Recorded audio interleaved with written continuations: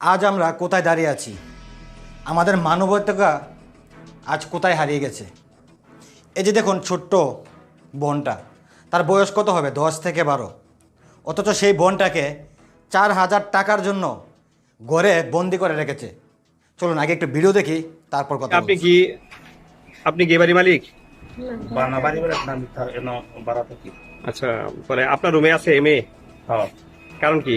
কারণ হলো আমার 4,000 টাকা নিছে কেন? হ্যাঁ, 4,000 টাকা নিছে।